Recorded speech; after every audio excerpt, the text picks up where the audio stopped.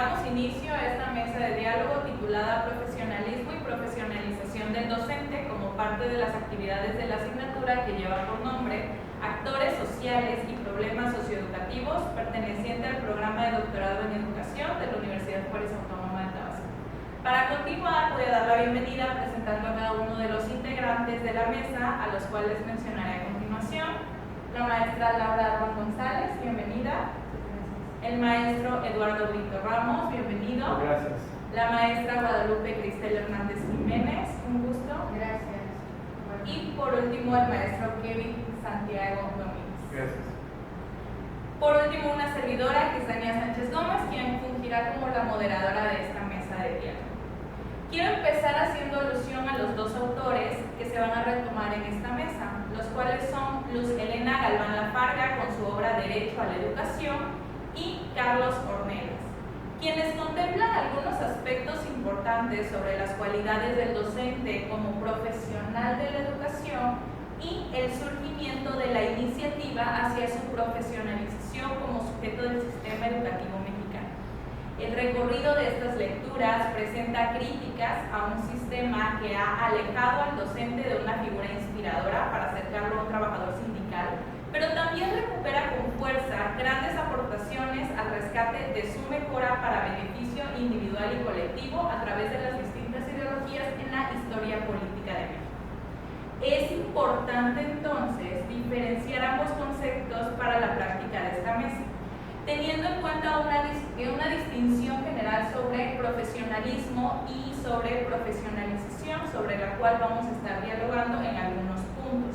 En el caso del profesionalismo, podemos verlo como la manera de desarrollar actividades en el trabajo enfocadas al compromiso, a la responsabilidad, a la eficiencia, entre otras cualidades. Mientras que la profesionalización, en el caso de los docentes, algunos autores la señalan como la adquisición de nuevas competencias y una actualización constante. Haciendo pues esta distinción, vamos a iniciar con esta mesa. Para ello van a tener turnos alternados de participación. En este momento voy a iniciar de mi lado derecho, pero posteriormente en las siguientes rondas de preguntas vamos a iniciar del lado izquierdo y así sucesivamente. Después de cada ronda de preguntas, las cuales van a ser 5, si hay algún comentario en desacuerdo, en acuerdo a lo que los demás compañeros han mencionado, voy a dar un espacio para que también cada uno de ustedes pueda externar su opinión. Y al final, si hay alguna duda, también podemos tener un momento para eso si es el caso. Bueno, vamos a empezar con la primera pregunta en el orden que ya les mencioné, la cual es: ¿cuáles han sido las causas que han llevado al gobierno mexicano a poner interés en la profesionalización de sus maestros en diferentes momentos de la historia? Laura, por favor. Bueno, yo considero, de acuerdo a lo que menciona Galván, que los factores que influyen para la profesionalización sin duda son el contexto o el momento histórico que está viviendo el país, histórico, político y social. Por ejemplo, en un primer momento, cuando surge esta parte educativa en un México independiente, pues número uno se considera el alto grado de analfabetismo que tenía la población mexicana en ese tiempo, y pues lo primordial era atacar esa parte, tener más maestros. Entonces, y considerando que a lo largo de esa época México no tuvo demasiada estabilidad, hubo el establecimiento de imperios, viene la reforma, vienen intervenciones extranjeras, y yo creo que hacían que el enfoque primordial fuera: tengamos a más maestros que eduquen a los mexicanos. Y por lo tanto no se pedía, no se exigía demasiado de ellos, porque lo que se quería era abarcar más, pero se entiende porque era la necesidad del momento. Entonces, por ejemplo, había algunos que podían tener una licencia docente simplemente con presentar algún examen, cosa que permitió, por ejemplo, que las mujeres ingresaran como profesoras en este momento educativo, ¿no? Sin embargo, conforme avanza en el tiempo el sistema, se va consolidando un poco más la República Mexicana, pues se va requiriendo de un profesor más preparado y capacitado, y entonces empieza a prestar más atención a cómo se forma el docente, si hay didácticas, si hay otros modelos didácticos que puedan permitir una mejor enseñanza, o cuáles son esas capacidades y competencias que necesita enseñar el profesor y que también necesita adquirir él mismo. Y siento que esa es la parte evolutiva, pero depende mucho de un contexto histórico, político y social. Gracias. Maestro Kevin, por favor. ¿Podría repetir la pregunta? Sí, claro. ¿Cuáles han sido las causas que han llevado al gobierno mexicano a poner interés en la profesionalización de sus maestros en diferentes momentos de la historia? Yo hablaría no solamente de contextos, como dice mi compañera, yo aunaría con el concepto de tendencias, las tendencias que estaban permeando el ámbito no solamente educativo, sino también el social, el cultural, económico, que estaba viviendo el mundo entero en ese momento, o en ciertos momentos ha permeado y ha transformado cómo se veía la educación en varios puntos de la historia mexicana. Como lo mencionaba esta compañera, mientras en México estaban terminando temporadas de guerrillas, tenemos el ejemplo de la independencia, el imperio de Maximiliano, también la guerra de revolución, vemos que sí había cierta tendencia hacia la preparación de gente que pudiera preparar a otras personas en ciertas áreas en específico para que cumplieran roles dentro de la sociedad, tanto personas que pudieran vivir o trabajar en el campo, que pudieran atender estas necesidades como agricultores, también tenemos veterinarios,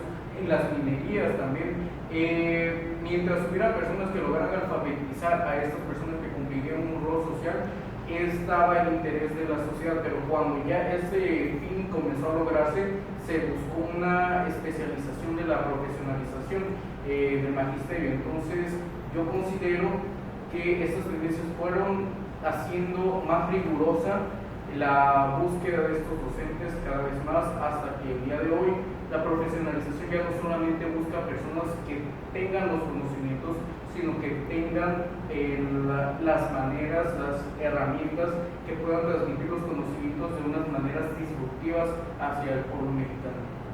Muchas gracias, maestro. Maestra Cristel, ¿cuáles han sido las causas que han llevado al gobierno mexicano a poner interés en la profesionalización de sus maestros en diferentes momentos de la historia?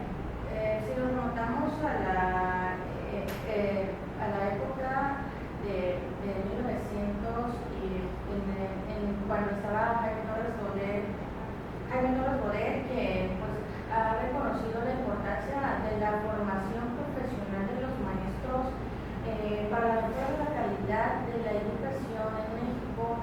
Es como es un momento significativo que pues, ha podido también, si vamos un poco más en la época actual de 1990, pues una de las causas fue pues la firma del Tratado de Libre Comercio de América también, que fue el TLCAM, y pues también una de las causas fue la adopción de las políticas neoliberales bajo pues la presión de algunos organismos. Esto lo menciona un poco Ornelas y pues enfatiza un poco pues acerca de la internacionalización, como pues se puede decir, por ejemplo, como aquí menciona un poco de los organismos internacionales como el Banco Mundial, o también la cooperación del desarrollo económico, o sea, los OCDE, y también pues cuando el gobierno mexicano comenzó a promover la profesionalización de los maestros como parte pues de un esfuerzo más amplio, ¿no? Para pues modernizar el sistema educativo y aumentar su competitividad en el contexto global. Pues estos son pues, como algunos de los ejemplos de las causas que han llevado al gobierno mexicano a poner así como un interés en la profesionalización de sus maestros en diferentes etapas. Gracias. Maestro Brito, para continuar, ¿cuáles han sido las causas que han llevado al gobierno mexicano a poner interés en la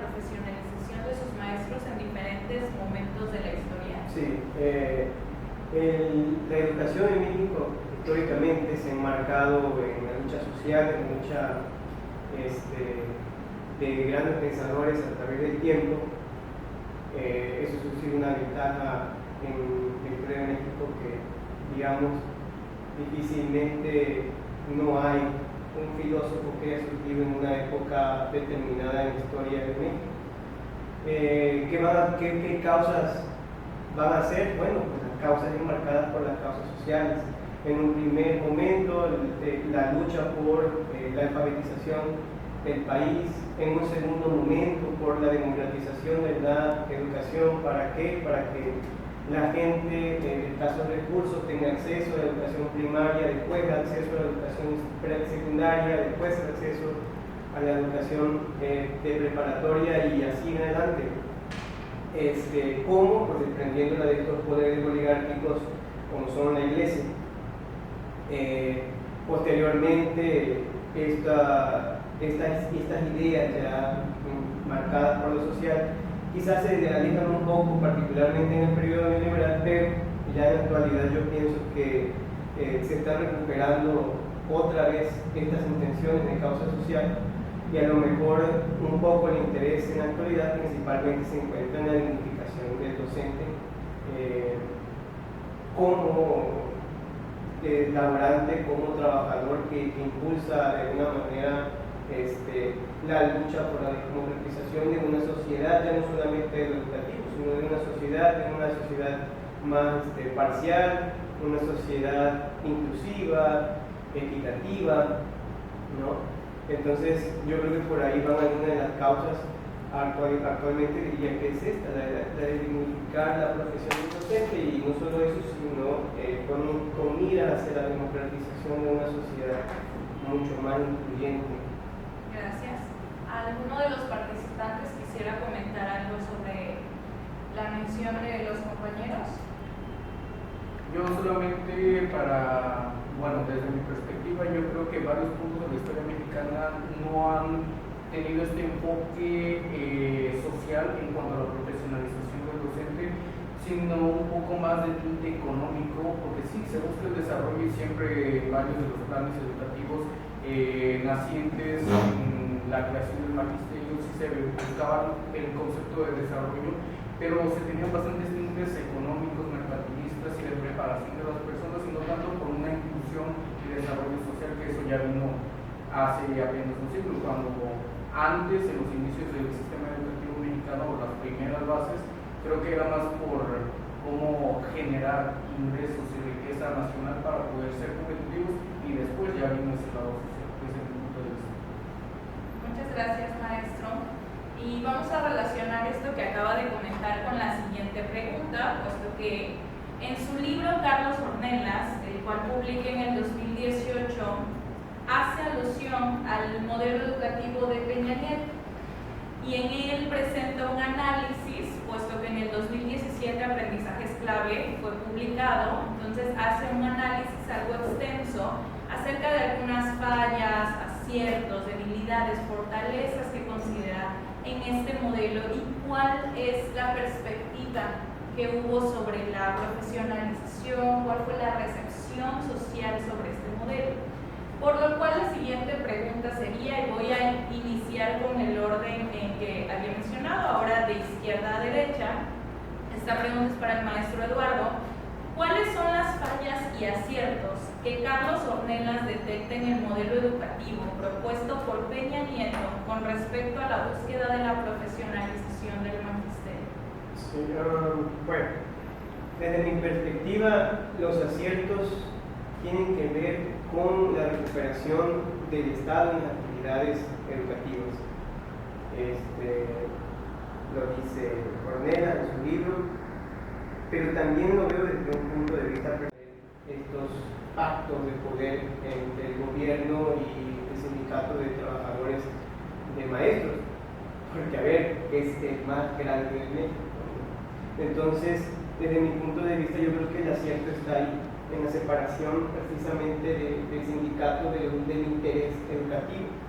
Entonces, a quitarle o a restarle ese poder, pues ya el maestro puede aspirar a digamos, ese sería entonces el beneficio, ¿no? Los maestros pueden aspirar a un mejor puesto, ya no está en manos del sindicato las plazas de docentes, ni tampoco las claves de directores y subdirectores, sino están en manos de alguna forma del Estado, a través de USICAM. Entonces, antes no era USICAM, es más reciente, pero ya está en manos del Estado, por llamarlo de una forma, de esta institución que es la Secretaría de Educación Pública, y desde mi punto de vista, pues hay una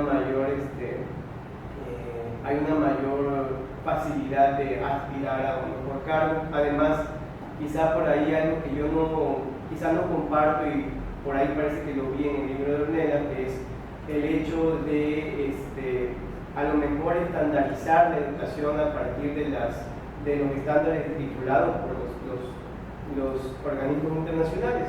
Yo personalmente no estoy de acuerdo con muchos de los organismos internacionales, y bueno, no, quizá solamente yo de algún lado tengo información, y creo que por ahí Ornelas también está de acuerdo con esta idea de lo mejor no casarse con lo que indica un organismo internacional, y a lo mejor ahí se equivoca mucho la reforma de Pianeto, porque termina de alguna forma también golpeteando al maestro y golpeteando a los actores que están involucrados en la educación.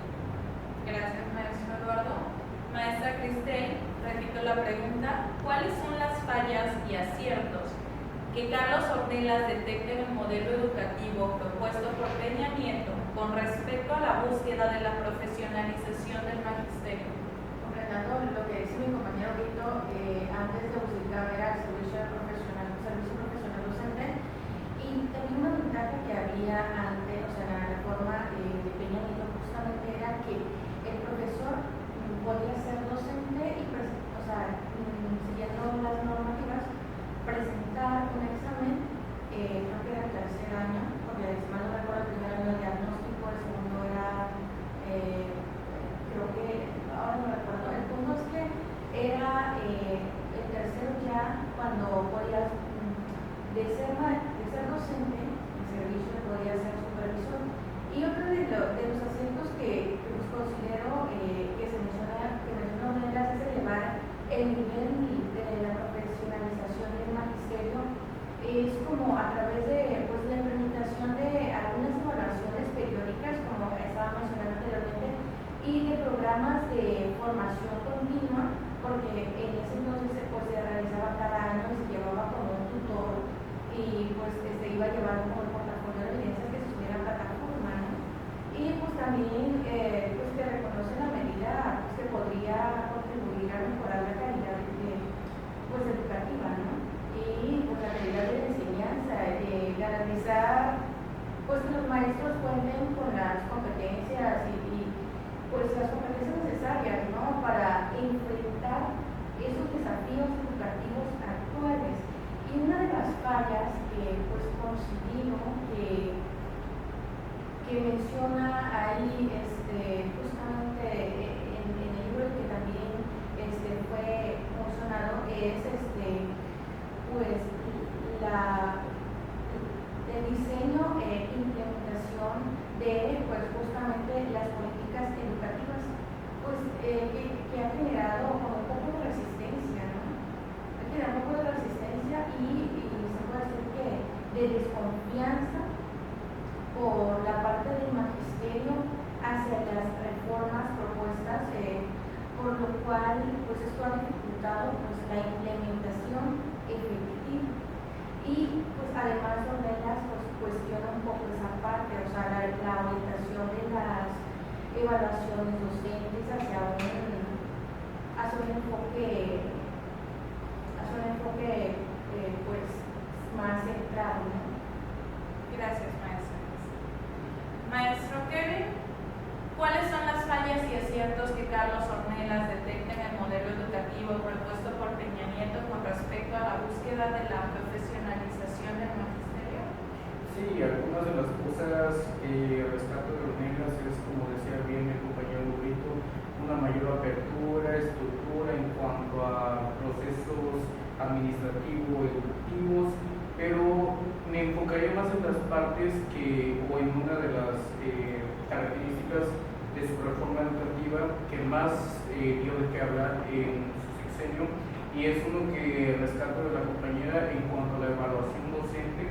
Si bien es un concepto bastante interesante y bastante necesario para conocer la preparación, la capacidad, qué tan capacitados estaban nuestros docentes en esta época por parte de la SEP, si bien surgió como una buena idea, yo considero que la manera en la cual fue implementada trajo bastantes problemas y bastantes tropiezos en cuanto al camino en cómo se intentó. Se planteó de una muy buena manera, pero vino mucho descontento y esto vino a traer bastantes problemas en el sector educativo, siendo el magisterio parte esencial del cuerpo de actores en el proceso educativo.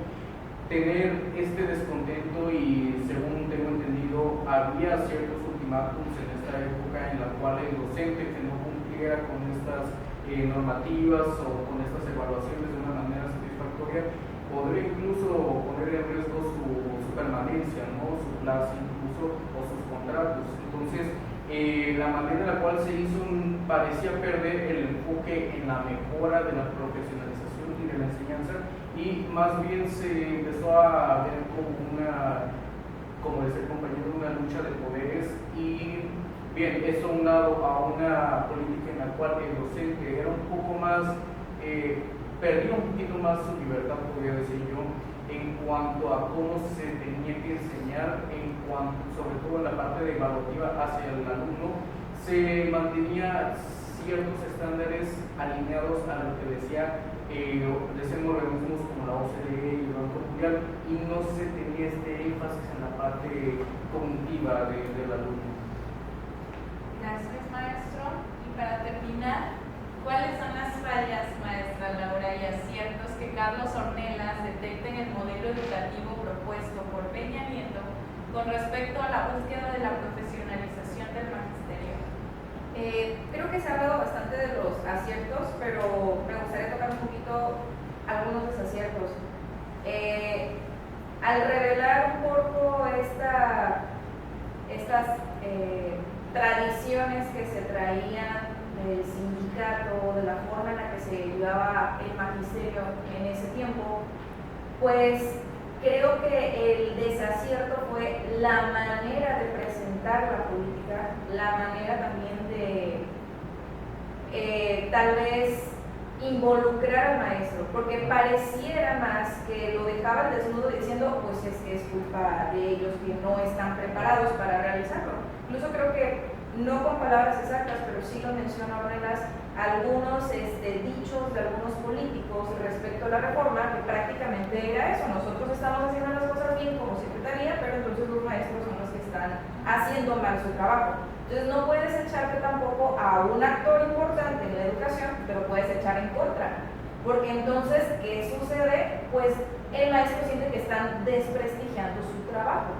Sí, hace señalamientos importantes en cuanto a formas en las que no eran las mejores para hacer el trabajo, y en cuanto a este poder que ya tenía el sindicato, pero creo que también la manera de presentar en la reforma es importante para que pueda ser aceptada, y sobre todo creo que eso es lo que cambia ahorita. Ahorita ya no se habla tal vez de una evaluación al docente, ya no se habla de eso, sino se habla de una revalorización. Entonces, hacer ese cambio de discurso no quiere decir que se va a regresar otra vez al poder anterior, pero que vamos a ponerle un buen valor al docente, que sí necesita complementar capacitación, que sí se necesita, pero vamos a ponerlo desde otra perspectiva para que también esta persona a la que le estoy de cierta forma desnudando y poniendo en tela de juicio, crítica, por así decirlo, lo pueda aceptar y se una a la reforma, y no por el contrario vaya en contra. Muchas gracias, maestra. ¿Alguien que quiera sumar algo a lo que acaban de comentar los compañeros? Pues yo creo que lo único que diría que a la reforma de Peña Nieto, a lo mejor lo que le faltaba era, como a todas las reformas del periodo neoliberal, un sentido ideológico, que tuviera una ideología de trasfondo y no un sentido completamente económico, porque pues básicamente era nos convertimos en capitales, ya. Entonces, desde mi punto de vista, creo que dignificar a la profesión del docente, porque perdimos o se perdió la humanidad del docente en el periodo neoliberal, yo creo que sí tiene un valor ideológico importante.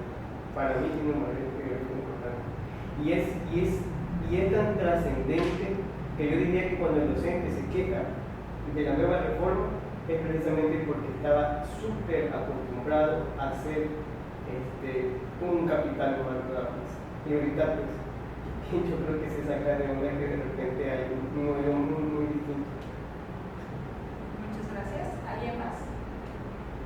Y sobre todo que es que como se lo veía como, o sea, yo lo veía como una imposición, o sea, como también me generaba así como temor de perder la plaza o de quedarse sin trabajo y pues son muchas cabezas de familia, ¿no? Entonces también eso nos generaba como ese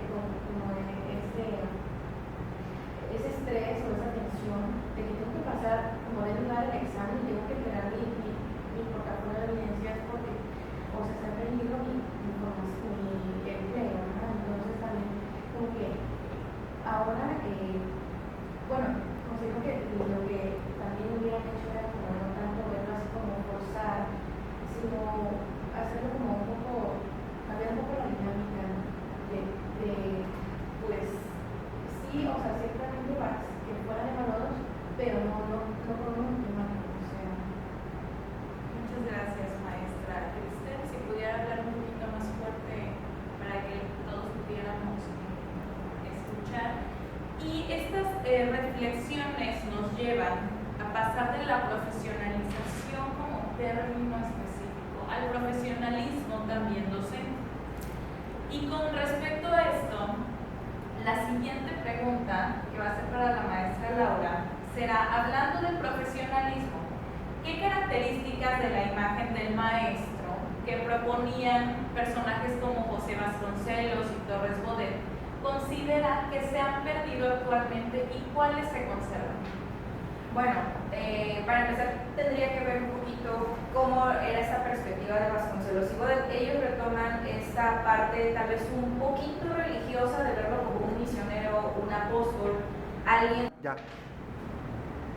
Hablando del profesionalismo, ¿qué características de la imagen del maestro que proponían personajes como José Vasconcelos y Torres Bodet consideras que se han perdido actualmente y cuáles se conservan? Bueno, hablando un poco de eso, primero comentaría cuáles son estas ideas que tenía Bodet y Vasconcelos, que lo toman como un poquito más de una figura misionera o como apóstol que lleva la educación a lugares por todo el país. Prácticamente tiene como este sentido abnegado, que es una guía, es un consejero, es una figura moral también para la sociedad, ¿no?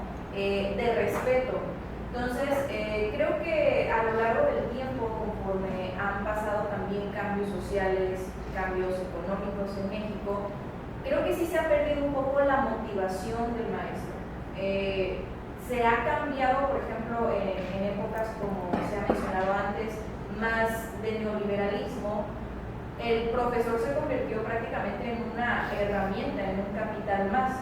Y al degradar esa parte humana y quita esa como motivación que él tiene para realizar su trabajo. Prácticamente ahora sí es un trabajo que tiene que realizar, ya no es esta idea o esta imagen o este valor que tiene, más que nada social o moral, más que el económico. Ahora se convierte el económico el fuerte. Entonces, considero que eso es una parte que se ha perdido, esa motivación o esa vocación. No para todos los maestros tal vez no sea para de una forma general, habrá sus casos también particulares en los que aún esa vocación es importante, pero sí considero que esto se ha perdido y se está buscando de nuevo revalorizar en este nuevo modelo educativo que se presenta al tener una perspectiva más humana de los actores que están involucrados en la educación, no solamente del estudiante, sino también del profesor, un profesor más humano, un profesor que también necesita competencias socioemocionales, dentro de otras, más bien capacidades en lugar de competencias, porque no es para generar una discordia, sino al contrario, para trabajar en equipo. Entonces creo que se está buscando otra vez esa motivación que se ha perdido. Gracias, maestra Laura.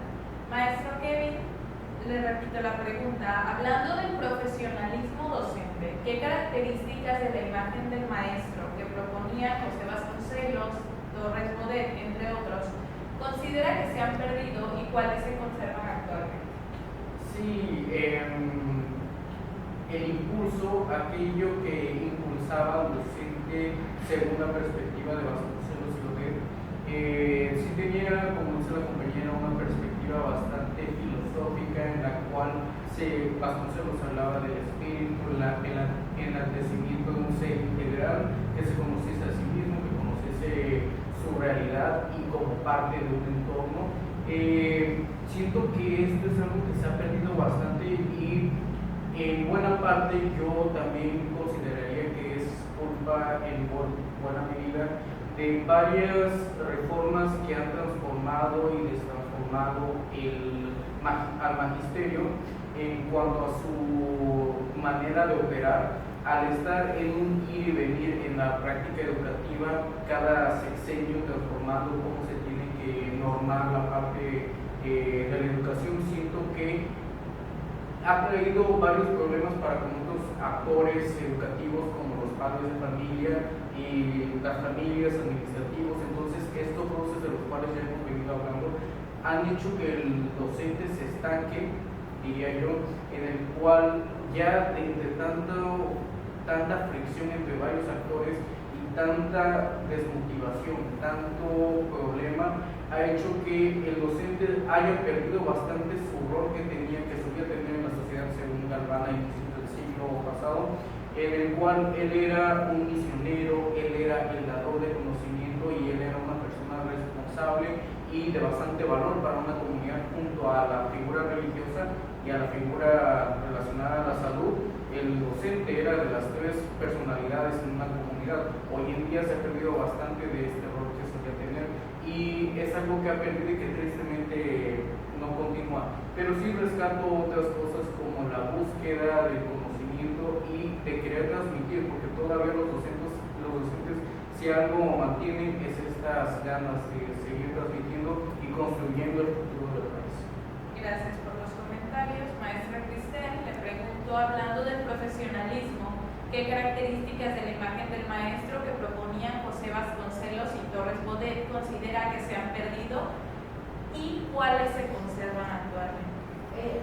Considero que antes, por ejemplo, consideraban al profesor como un agente social, cultural y pues que los maestros debían ser líderes en la construcción de una sociedad pues más justa y pues, equitativa, y también pues promovían valores como la pues, igualdad y pues, la democracia y la solidaridad, y esta visión pues del maestro como un actor comprometido con su comunidad y su país, pues en la actualidad sigue siendo como relevante, aunque en algunos casos pues se ha perdido estas fuerzas debido pues así como pues algunas influencias de otros factores sociales y políticos, ¿no?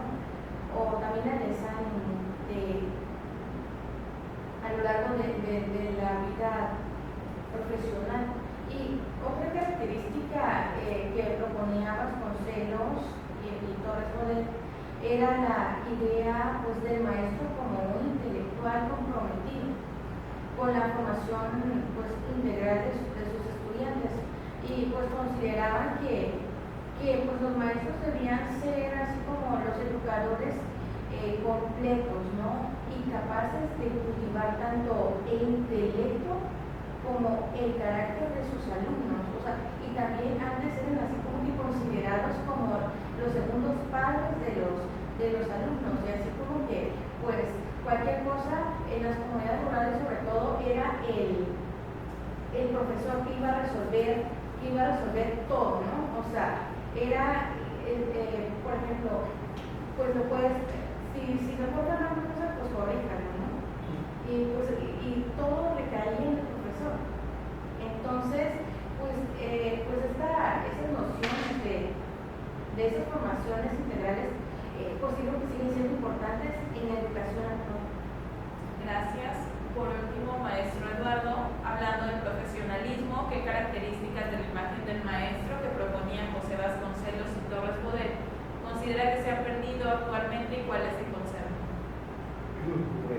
desde mi punto de vista, casi todo de lo que ellos pensaban se ha perdido. O sea, esa idea que tenían ellos se ha perdido. Diría que no queda casi nada, desde mi punto de vista. Esta metáfora que tenían de ellos, del docente como un misionero o apóstol de la educación en México, bueno, quizás se conserva muy poco. A lo mejor en las comunidades indígenas muy lejanas, el maestro que a sabiendas de que tiene un mal salario, aún así va por vocación a esos lugares. Pero quizás, como dice ahora, son muy pocos. No podríamos decir que es la gran mayoría. Incluso Baudel lo decía, que él aborrecía a los que lo hacían porque a lo mejor pensaran que estudiar para maestro era fácil o algo en lo que rápido podías formarte y en corto tiempo emplear. Un caso similar como lo que pasa con los soldados, ¿no? Una formación corta y te empleas rápido. Lo aborrecían. También por ahí la idea que decía mismo Baudet sobre que fueran intelectuales. Bueno, yo no sé realmente el docente qué tanto se forma más allá de lo que hace después de una normal, por ejemplo. En términos, digamos, en masa, pues, que como hemos dicho, o sea, sí hay, pero ¿cuántos? Del grueso de los docentes, de la población docente, como no sabría, a lo mejor no son muchos. Entonces yo creo que en ese sentido a lo mejor que no hay mucho que se recupere esta idea que tenían sobre el docente, probablemente muy poco. Sí hay maestros con vocación, sí hay, como dice Euler, pero yo diría que no es mucho.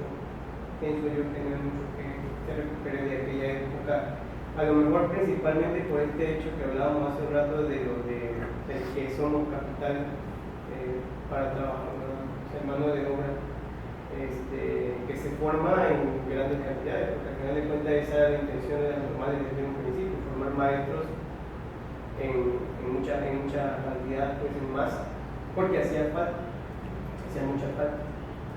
En la actualidad a lo mejor no se falta sino calidad de por ahí. Gracias. ¿Alguno de los participantes que quiera comentar con algo? Bueno, vamos a tocar, siguiendo con la parte del profesionalismo de los docentes, un punto que ya el maestro Eduardo había tocado someramente en la siguiente pregunta, la cual voy a iniciar del lado izquierdo, y la cual es: ¿cuál consideras que ha sido el papel de los sindicatos en la consolidación del profesionalismo de los docentes? Recordemos que hacemos esta distinción de profesionalización y profesionalismo. Entonces, en este caso vamos a hablar de cómo ha impactado el sindicato o los sindicatos en nuestro país con el profesionalismo de los docentes. Por favor, maestro.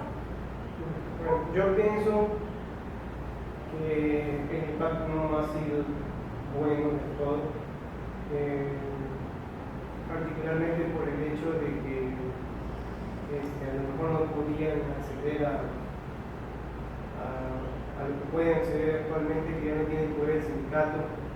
Tampoco, bueno, quizá no he escuchado yo que haya algún curso o algo que promueva los sindicatos. Yo los entiendo como grupos de choque que, digamos, que están para resolver tensiones entre el trabajador y sus empleadores. Más allá de eso, desde mi punto de vista, yo creo que el sindicato no es una figura que históricamente haya favorecido al colectivo. Yo creo que favorece mucho los intereses particulares por esta idea que tienen del poder ensimismado, ¿no? de los cabecillas, ¿no? de los líderes de los sindicatos. Ahora, pues en los logros que se han hecho, pues ha habido negociaciones, a lo mejor no tiene mucho que ver con la idea del profesionalismo, pero sí hay algunos logros, como pues a lo mejor aumentos salariales, ¿no? que se gestionan a través del sindicato con el gobierno. Pero más allá de eso, a mí yo creo que el sindicato no es una figura que genuinamente haya aportado algo muy importante en este país. Gracias. Maestra Cristel, ¿cuál considera que ha sido el papel de los sindicatos en la consolidación del profesionalismo de los docentes? Yo considero que a lo largo del tiempo ha perdido como esa fuerza o esa importancia estos sindicatos. Por ejemplo, el primero decente pues abogó mucho por los ajustes salariales, como decía un compañero, y también por algunos beneficios sociales y pues algunas protecciones laborales, ¿no? Y también así como que ahora pues ya no tienen tanta fuerza, porque antes de la reforma de Peña Nieto, las plazas eran dadas por los sindicatos, la mayoría de las plazas docentes o administrativas, y se podía conseguir como más empleos por este medio, pero en la actualidad como que ya no, porque todo se ha cambiado, y sí está ciertamente pues las negociaciones de algunos acuerdos que siguen tomando, por ejemplo, los directivos o los docentes, pero ya no está tanto tan arraigado o tan, se puede decir que con tanta fuerza estos sindicatos, puesto que ahora ponen como más en tela de juicio, porque muchas veces a raíz de lo que pasó con el nuestro colegio hubo como una decadencia, porque pensaban que era así como que eres corruptos, y debido a eso como que se fueron bueno, al menos en el estado se fueron formando diversos otros sindicatos, otras variantes, y bueno, fue como cambiando un poco este sistema.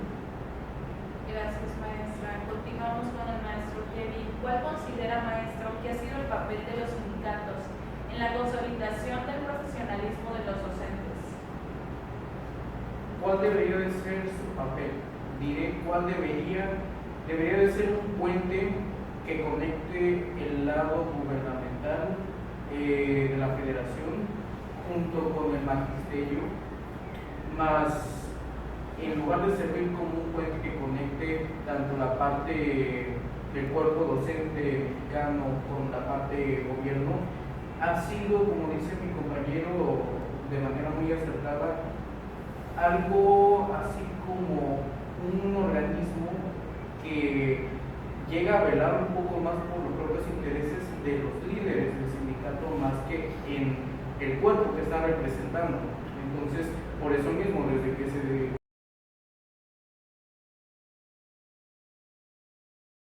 como dice la compañera, se descubrieron que ciertos líderes que ya conocemos se veían favorecidos a partir de los apoyos gubernamentales, etcétera, y que varios de estos apoyos no llegaban a las comunidades rurales o se malversaban fondos que venían de parte del federativo. Vemos que su rol ha sido bastante transformado y delegado a otro que era completamente distinto.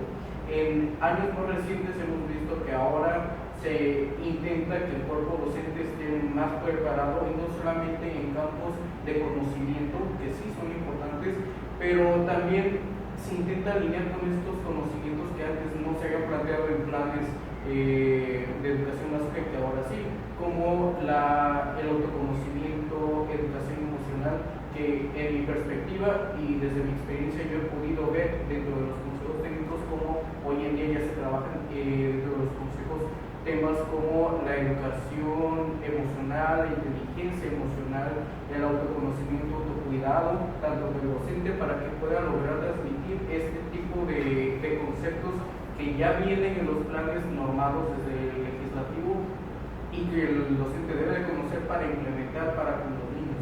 Entonces, hoy en día ya se ha visto esa transición, más su rol que debió de haber cumplido en años anteriores, pues tristemente anteriormente no se daba como debió de haber sido. Gracias, maestro. Y terminamos esta pregunta con la maestra Laura. ¿Cuál considera que ha sido el papel de los sindicatos en la consolidación del profesionalismo de los docentes? Bueno, existe una amalgama entre lo que es el profesionalismo y la parte laboral por parte del sindicato. Y la realidad es que el sindicato debería enfocarse en lo laboral, no en el profesionalismo. Ornelas menciona tres aspectos claves para el profesionalismo en cualquier, no solamente para un docente. La parte de asociación, la cognitiva y la parte moral. Y en dos puntos creo que el sindicato ha afectado, como bien dicen, de manera negativa. Su función debería ser laboral, no de profesionalismo para el docente. Entonces, ¿qué ha sucedido? Que a raíz de todo esto que han comentado del poder que tiene el sindicato y prácticamente el monopolio que tiene, que se ha inmiscuido en esta parte del profesionalismo, pues lo que sucede es que ha habido una decadencia. Se han visto ventas de plazas, herencias de plazas, rentas de plazas. ¿Y eso qué hace? Pues hace una decadencia moral, le quita profesionalismo al docente, ¿no? A la docencia. Y pues también en esta parte de asociación se ha visto más en las universidades.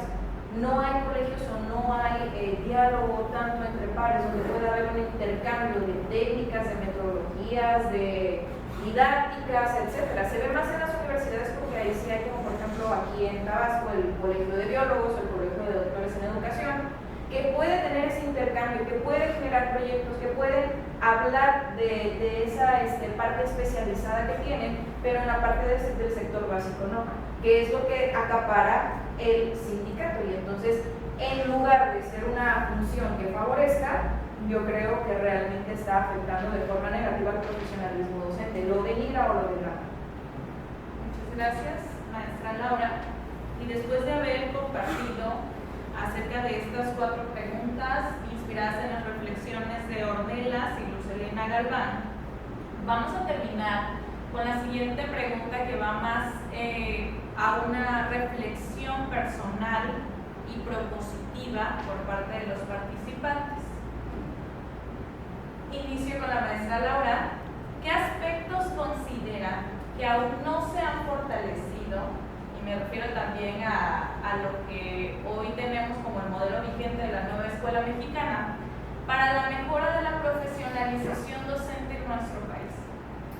Yo creo que al haber transitado de pasar a ser un capital humano o alguien que necesita competir contra otras personas para obtener ya sea un trabajo, etcétera, una plaza, como se mencione, ha sido complicado porque es venir de muchas tradiciones que están arraigadas y que ahora transites a desarrollar más que nada capacidades. Ya incluso en el templo, ya no utilizar la palabra competencia, sino utilizar las palabras capacidades. Creo que eso es lo que se necesita mejorar. En el desarrollo de capacidades, ya sea de investigación, capacidades también socioemocionales, porque también hay necesidades socioemocionales en los maestros, más humano en este punto de vista que sea más crítico de su trabajo, que sea más reflexivo de su trabajo. Creo que hace falta transitar y que va a hacer falta, va a tomar tiempo, no es porque ya haya cambiado el discurso que de inmediato se van a ver reflejados los resultados. Creo que esto va a tomar tiempo para entenderlo y que se apropie el maestro de ese discurso que se está mencionando. Entonces creo que eso es lo que hace falta, buscar las maneras en que el maestro se apropie y entienda y se apropie de lo que se está buscando realizar. Gracias, maestra. Maestro Kevin, a modo de conclusión, ¿qué aspectos considera que aún no se han fortalecido para la mejora de la profesionalización docente en nuestro país?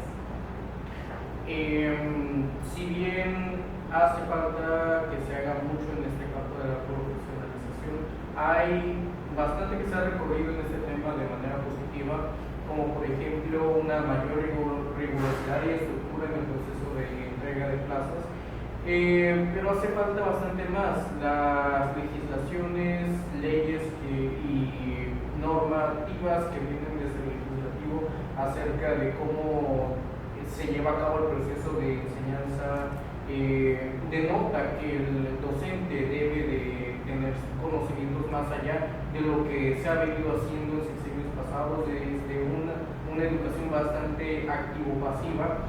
El docente debe de replantear y repensar su rol y para ello debe de estar a la altura de lo que se le está pidiendo, debe de ser mucho más preparado, cosa que anteriormente se pedía de otras maneras o de plano no se pedía. Hoy en día ya se requiere que tenga más conocimientos y no hablamos solamente del ámbito cognitivo, sino también, como dice la compañera, de conocimientos emocionales, de salud, civismo y muchas otras ramas que se compaginan con el rol del docente, con la realidad de un de alguien que está enseñando. Entonces, es algo que yo diría que todavía hace falta bastante que hacer, porque el legislativo lo pone en normativas, en leyes, pero para que baje realmente al aula hace mucho falta que se vea el cómo. Y una manera en la cual esto puede continuar es manteniendo esto en el camino en el que está, si bien todavía hace falta una evaluación para ver qué tanto ha funcionado el modelo actual. Se podría analizar y continuar tomando lo mejor, desechando lo que no ha funcionado y seguir en esta línea, porque a varios sexenios anteriores algo que le hacía bastante daño es el hecho de estar replanteándose de manera bastante disruptiva y de un momento a otro cómo debería de ser este proceso. Entonces, si se continúa con esta línea, con un sentido más humano, yo creo que bastantes cosas positivas pueden salir. Muchas gracias, maestro. Maestra Cristel, a manera de reflexión final, ¿qué aspecto considera que aún no se ha fortalecido para la mejora de la profesionalización docente en nuestro país? Considero que hace falta más como inversión en el desarrollo profesional, pues que sean como más relevantes los cursos o los talleres o los diplomados y actualizados y sobre todo accesibles para todos los docentes, porque por ejemplo, o sea, independientemente de su contexto, de las, por ejemplo, hay profesores que están en comunidades rurales sumamente alejadas, ¿no? Y que solo pues llegan acaso los fines de semana o un día pues y es el tiempo que estar pues estar con su familia, ¿no? Entonces yo considero que podrían así como implementar o incluir plataformas docentes, digo, plataformas en línea para los programas pues de mentoría o de los trabajos colaborativos entre pues instituciones educativas y pues aquí pues entrarían un poco, pues se puede decir que los sindicatos, ¿no? Y pues también considero que se ha avanzado un poco pues en reconocer que es la importancia pues de otorgar como una mayor autonomía a los docentes en su práctica pedagógica. O sea, por ejemplo, en la nueva escuela mexicana, pues tenemos que ver que se pueden hacer un poco de esas modificaciones, pero aún persisten un poco de barreras burocráticas y culturales que limitan su capacidad para tomar pues decisiones fundamentadas en el aula. Gracias, maestra. Maestro Eduardo, ¿qué aspectos considera que aún no se han fortalecido para la mejora de la profesionalización docente en nuestro país? Creo que la vinculación de las universidades con el servicio docente, con los ICAM, con cualquier aspecto que tenga que ver con la educación, Secretaría de Educación. Mucho se dice en el discurso de la vinculación de las universidades de la educación superior, pero poco se hace. Incluso yo diría que tampoco existe por parte de las universidades una intención de acercarse a la Secretaría de Educación Pública, porque no ven una recompensa en ello. Recompensa a lo mejor en el ámbito económico. No es, vamos a llamarle, no es redituable pues, a tener esa vinculación. Hace falta esa vinculación, hace falta una vinculación, yo incluso diría como apoyo, lo considero así, de consejos técnicos. Incluso pensaría yo que a lo mejor se podría hacer un cierto consejo técnico en una universidad, o sea, por lo menos una vez cada 6 meses, orientado por profesionales que te ayuden a entender cómo hacer un diagnóstico de unos ciertos problemas que tengan en la escuela. Por otro lado, creo que a lo mejor al mismo tiempo esta vinculación tendría mucho que ver en la parte que tiene que ver con la admisión de los docentes digamos, al servicio público como maestros. Creo que se le da mucho valor a los normalistas y se le resta mucho a los universitarios. Desde mi punto de vista, creo que no es correcto, porque incluso la Constitución lo dice, ¿no? La Constitución nos indica una nueva escuela, el ingreso será equitativo, será inclusivo, no habrá una preponderación mayor para nadie, pero entras al proceso y en el proceso dice, si eres normalista, tienes 25 puntos, si no eres, tienes 0 puntos. Entonces es como una incongruencia, y incongruencia constitucional, ni siquiera es de que sea una incongruencia que porque se le ocurrió SICAM y esté moralmente mal, no, es ilegal, vamos. Pero pues nadie dice nada, nadie apela nada, y sigue habiendo esa controversia por ahí.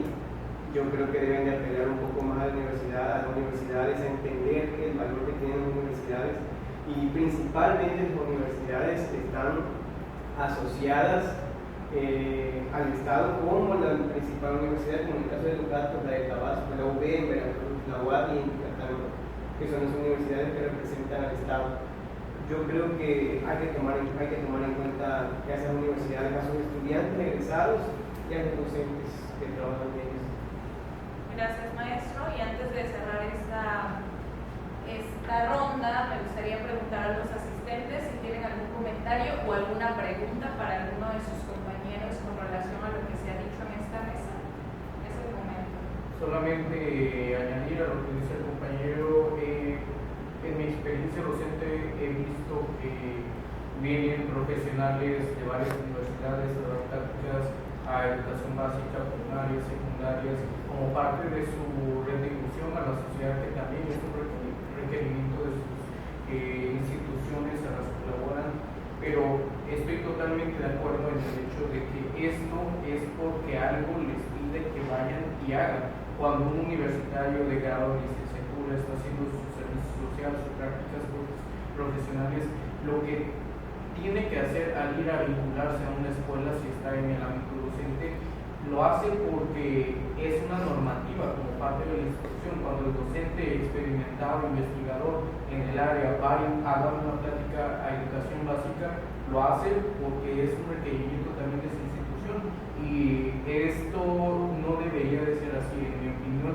Hace falta que tanto sindicatos como líderes magisteriales sí inviten a nuestras instituciones, como les llamamos, instituciones de educación superior a las universidades, para que interactúen, porque toda la educación básica está muy conglomerada en educación primaria, secundaria y bachillerato, y esas tres convergen juntas, pero al máximo ámbito de educación, que es el universitario, no tiene esta interacción con estos tres grados de conocimiento. Entonces, o no se hace de una manera en la cual sea por una motivación, ni tampoco ellos de ir con los expertos universitarios, y hace falta que nosotros que estamos en los grados, licenciatura, maestrías, posgrados, tengan este gusto de retribuir a la sociedad por vocación en este ámbito, y no solamente porque sea una obligación normativa. Muchas gracias, maestro. ¿Sí?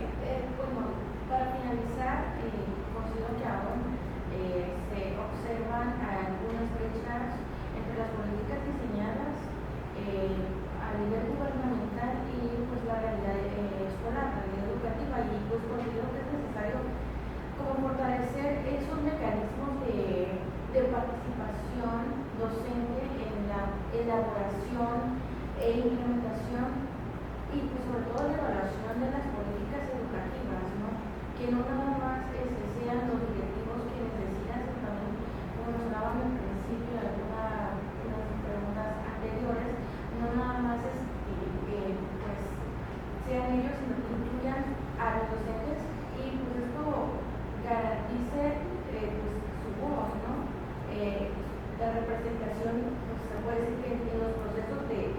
la toma de pues, estas decisiones, ¿no?